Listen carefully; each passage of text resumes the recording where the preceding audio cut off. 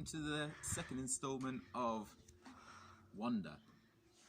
If you haven't seen the first instalment, I read the first couple of chapters of Wonder. I asked a few questions about the book as well.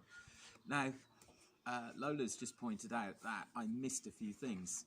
Not only is this book Wonder, got a film based on it, but also there are a number of different stories which are linked to the book as well, called Oggy and Me, and there's also one at the back, 365 Days of Wonder. So if you like this book and you like the sound of it, why not read it with me, or perhaps even have a look at some of those other books.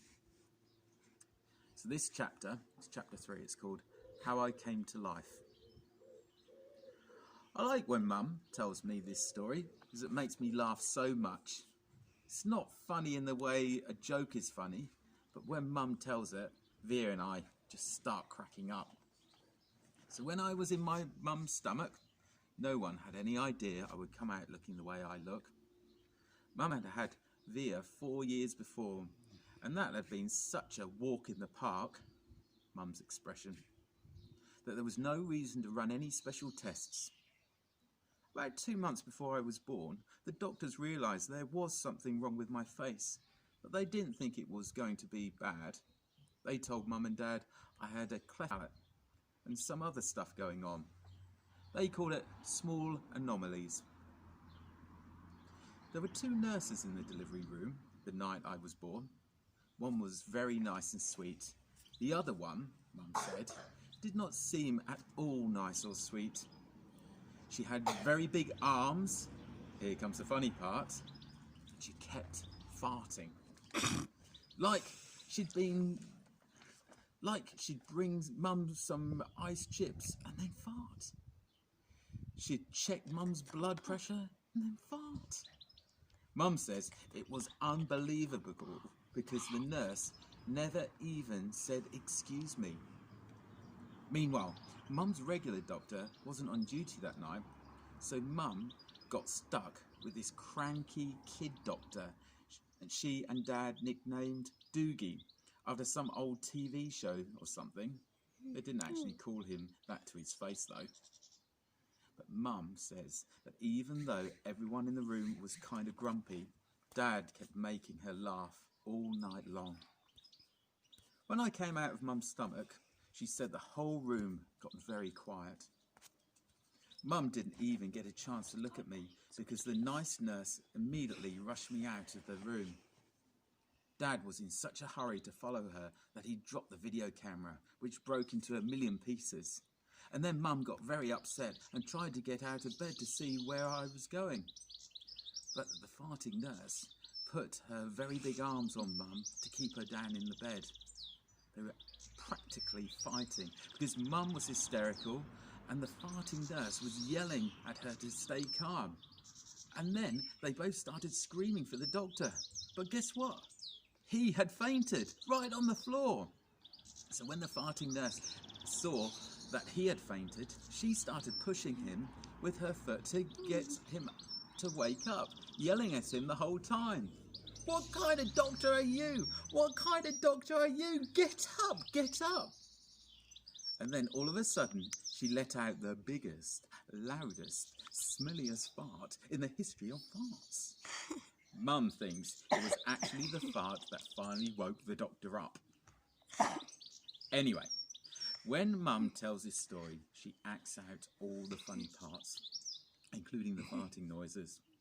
And it is so funny. Mum says the farting nurse turned out to be a very nice woman. She stayed with Mum the whole time, didn't leave her side even after Dad came back, and the doctors told them how sick I was. Mum remembers exactly what the nurse whispered in her ear when the doctor told her I probably wouldn't live through the night. Everyone born of God overcometh the world. And the next day, after I had lived through the night, it was that nurse who held Mum's hand when they brought her to meet me for the first time. Mum says by then they had told her all about me. She had been preparing herself for the seeing of me. But she says that when she looked down into my tiny, mushed-up face for the first time, all she could see was how pretty my eyes were. Mum is beautiful, by the way, and Dad's pretty handsome. Via's pretty, in case you were wondering. Okay, that's that chapter. Did you enjoy that chapter? I know there's some rude words in there, but it was quite funny, wasn't it? I wonder whether she thinks the same of that as that nurse now. She actually turned out to be quite a nice nurse. This chapter is called Christopher's House, and it's the final one for this session. I was really bummed when Christopher moved away 3 years ago. We were both around 7 then. We spent hours playing with our Star Wars action figures and dueling with our lightsabers.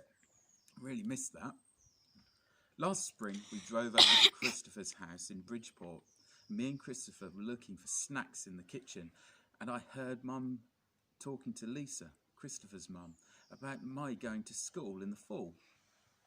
I had never ever heard her mention school before. "What are you talking about?" I said. Mum looked surprised. She hadn't meant for me to hear that. "You should tell him what you've been thinking, Isabel," Dad said. He was on the other side of the living room, talking to Christopher's dad. "We should talk about this later," said Mum. "No, I want to know what you were talking about," I answered. "Don't you think you're ready for school, Oggy?" Mum said. "No," I said. "I don't either," said Dad. "Then that's it, case closed," I shrugged, and I sat in her lap like I was a baby. "I just think you need to learn more than I can teach you," Mum said. "I mean, come on, Oggy, you know how bad I am at fractions." "What school?" I said. I already felt like crying. "Beecher Prep, right by us." "Wow, that's a great school, Oggy," said Lisa, patting my knee. "Why not Via's school?" I said. "No, that's too big," Mum answered. "I don't think that would be a good fit for you." "I don't want to," I said. I admit, I made my voice sound a little babyish.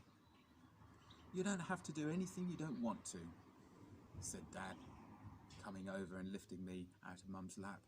He carried me over to sit on his lap on the other side of the sofa. "We won't make you do anything you don't want to do." "But it would be good for him, mate," said Mum. "Not if he doesn't want to," answered Dad, looking at me. "Not if he's not ready." I saw Mum look at Lisa, who reached over and squeezed her hand. "You guys will figure it out," she said to Mum. "You always have." "Let's just talk about it later," said Mum. I could tell she and Dad were going to get in a fight about it. I wanted Dad to win the fight, though a part of me knew Mum was right. And the truth is, she really was terrible at fractions. Okay, that's chapter 4 done. That chapter is quite interesting, wasn't it? I wonder why his dad didn't want him to go to school. And I wonder why Mum wanted him to go to school. What do you think? Do you think it was a good idea for him to go to school? He is 10 after all. Right, I hope you enjoyed it. Leave any comments down below. If you've got any questions or anything that you want to put, please put them in the comments below or put them on the school Facebook. Okay, session 3 will be tomorrow. Bye-bye.